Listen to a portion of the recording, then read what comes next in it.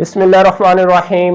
अस्सलाम वालेकुम नाजरीन, मैं हूं मोहम्मद बिलाल। आप देख रहे हैं बिलाल कांजू ऑफिशियल यूट्यूब चैनल। नाजरीन, गंदम की काश्त के तीन तरीके ज्यादातर राइज हैं।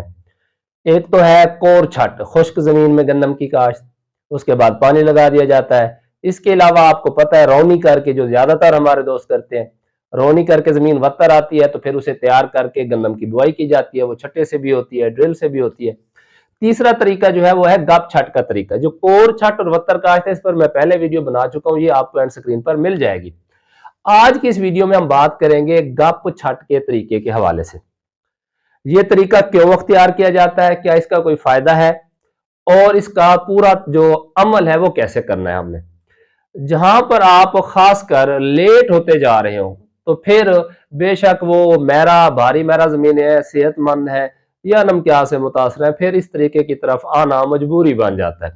मसलन आपकी कपास की फसल खड़ी है और उसको आपने जो आखिरी पानी लगाया था वो काफी अरसा हो गया है, अब वत्तर चढ़ चुका है, आप अब जो है वो आपकी जमीन फ्री हुई है और वत्तर जो है वो गैर मुनासिब है, तो इसीलिए फिर मजबूरन आपको क्या करना पड़ेगा, खुश्क जमीन तैयार करके उसमें पानी लगा के गप छट के तरीके से गंदम काश्त करना पड़ेगी। इसी तरह जैसे आपने देखा होगा कि जो टाइमली यानी कि जाके अगस्त में जो काश्त हुई थी मकई वगैरह, वो अब जाके फ्री होना शुरू हुई है। तो इसके बाद जो गंदम है वो अमूमन जो है वो नवंबर के आखिरी हफ्ते में लग रही है मकई के बाद, बल्कि दिसंबर के भी पहले हफ्ते में चली जाती है।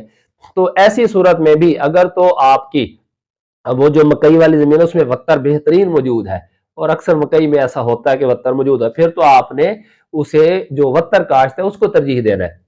अगर वत्तर चढ़ चुका है तो फिर आपने रिस्क नहीं लेना, क्योंकि जहां पर वत्तर काम होता है वहां पे फिर उगाव काम होता है और बाद में टाइम नहीं बचता।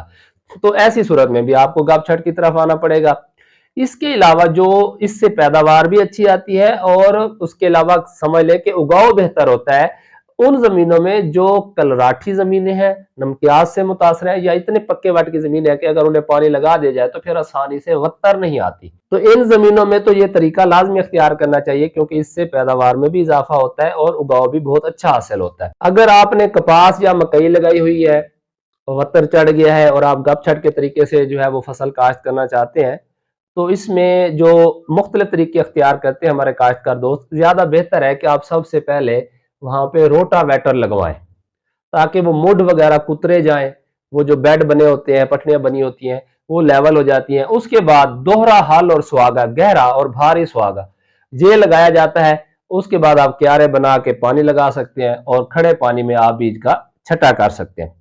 अच्छा, यहाँ पर ये एक और तरीका भी है कि बाद दोस्त जो है वो शुरू में डिस्क लगवा लेते हैं, यानी कि 2 दफा डिस्क लगा के उसके बाद उसके ऊपर रोटावेटर लगवा लेते हैं, और फिर रोटावेटर के बाद जो है वो क्यारे बना के उसके ऊपर जो है वो खड़े पानी में बीज का छटा करते हैं। मगर ज्यादातर जो, क्योंकि आप जब छटा करते हैं तो बीज को थोड़ा बहुत वो गारे के अंदर, गप के अंदर दबना चाहिए, वो उस वक्त ज्यादा बेहतर होता है जब आपने दोहरा हल और सुहागा लगाया हो, ओड़ें बनी होती हैं, तो उसमें जो है वो बीज सही तरह जमीन में जाके फिट होता है, तैरता नहीं है, और उसका उगाव भी अच्छा होता है।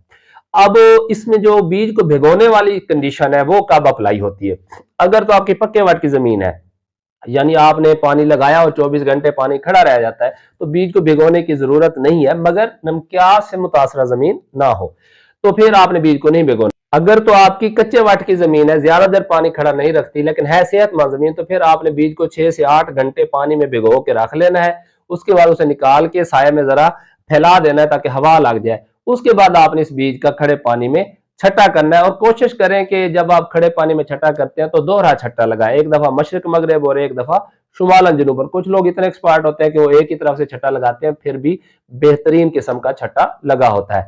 हाँ, अगर आपकी जमीन है नमकियात से मुतासरा, यानी वहां पर बीज के लिए पानी जज़ब करना बहुत दुश्वार होता है, आप ये 6 से 8 की बजाय 10 से 12 घंटे भी बीज को भिगो कर रख सकते हैं और उसके बाद काश्त कर सकते हैं, ताकि जो उसकी जरूरत का पानी है जो उसे जर्मिनेशन के लिए चाहिए वो बीज पहले से जज़ब कर चुका हो। क्योंकि ऐसी नमकियात वाली जमीनों में बीज के लिए उस जमीन से पानी का हसूल जो है वो मुश्किल हो जाता है। और कोशिश करें कि जब आपने बिजाई करनी है इस तरीके से, तो अगर तो आपका ट्यूबवेल का पानी है, फिट है, ठीक है, फिर तो सही है।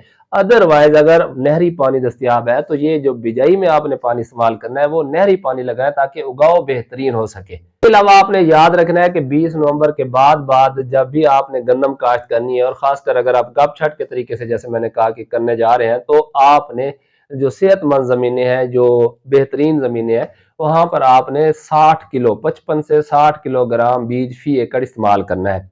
और जो नमकियात से मुतासर है वहां पर 70 किलोग्राम बीज को आपने 2 दफा छटा करना है, यानी 35 किलोग्राम मशरिक मगरब और 35 किलोग्राम शुमालन जनूबन, ताकि आप पौधों की मतलूबा तादाद हासिल कर सकें।